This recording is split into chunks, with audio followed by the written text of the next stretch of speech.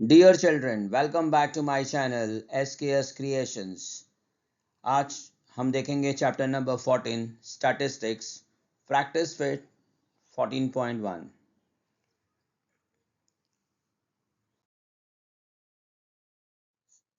Here we have the first question. A survey was conducted by a group of students as a part of their environment awareness program, in which they collected the following data regarding the number of plants in 20 houses in a locality. Find the mean number of plants per house. Which method did you use for finding the mean and why? So you can see here we have a two columns. The first column is number of plants and second column is number of houses. So here we have a first class in the first column 0 to 2, and the number of houses for this class is given here 1. Similarly, we have given a different class and different number of houses in each class. Okay, so here number of houses we take as Fi. Okay, now we will draw more two columns. तो हम लोग यहाँ पे दो columns बनाएंगे. So third column we will take as Xi. तो Xi क्या होता है? Class mark. Okay, class mark. So you can see here we have a first class 0 to 2. हमारा पहला क्लास यहाँ पे क्या है? 0 to 2. उस क्लास का हमें Xi निकालना है. Xi मतलब क्लास मार्क. तो क्लास मार्क कैसे निकालते हैं? लेट्स सी वही है. तो हमारा जो पहला क्लास है 0 to 2, 0 को हम लोग lower limit of the class कहते हैं और 2 को upper limit of the class कहते हैं. ओके, तो इस क्लास का क्लास मार्क निकालने के लिए हमारा फॉर्मूला होता है Xi equals to lower limit plus upper limit divided by 2. तो लोअर लिमिट यहाँ पे क्या है? 2 है और अपर लिमिट क्या है? यहाँ पे 2 है. तो 0 प्लस 2 अपॉन 2. तो 0 प्लस 2 हो जाएगा 2. 2 को 2 से डिवाइड करेंगे तो आंसर आएगा 1. तो यहाँ पे जो हमारा पहला क्लास है 0 to 2, उसका Xi होगा 1. ठीक है, तो कैसे निकालते हैं हम लोग Xi? Xi का मतलब क्या होता है बच्चों? Class mark. तो क्लास मार्क कैसे निकालते हैं? Lower limit plus upper limit divided by 2. इसी तरह से हम हर एक क्लास का क्लास मार्क निकालेंगे. तो हमारा जो नेक्स्ट क्लास है वो क्या है? 2 to 4.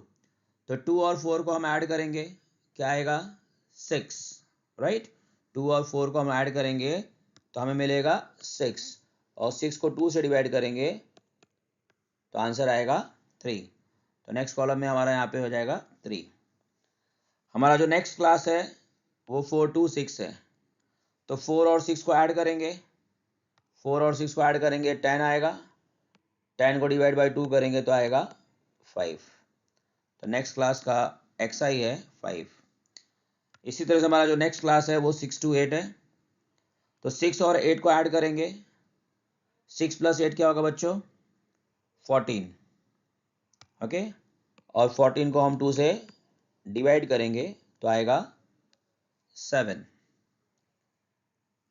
Next class is now 8 to 10. 8 plus 10 is 18. We'll divide 18 by 2. 18 upon 2 कितना हो जाएगा बच्चों? 9.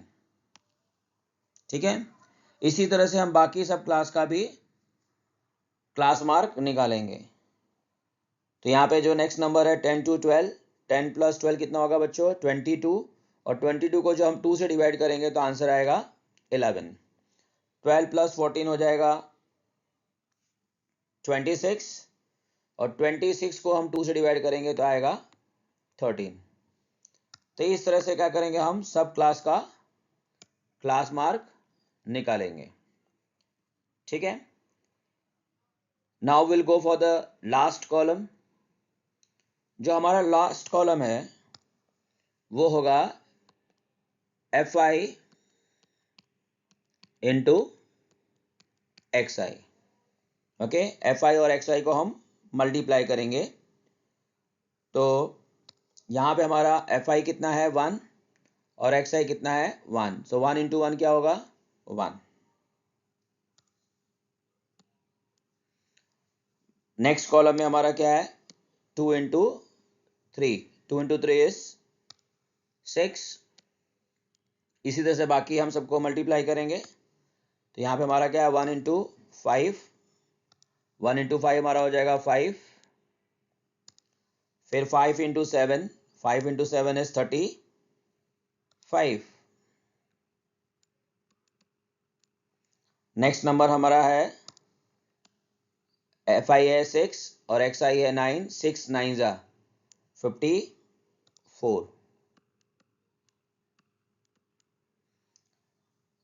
फिर नेक्स्ट है 2 इंटू 11 जो कि होगा 22,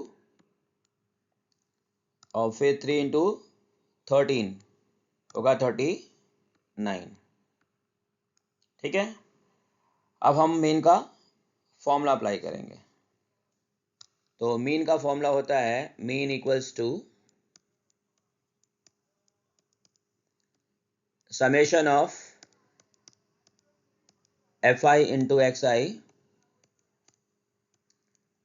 अपॉन समेशन ऑफ fi।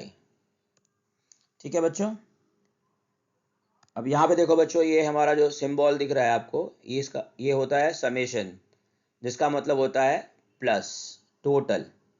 तो हम क्या करेंगे, टोटल निकालेंगे किसका, fi xi का।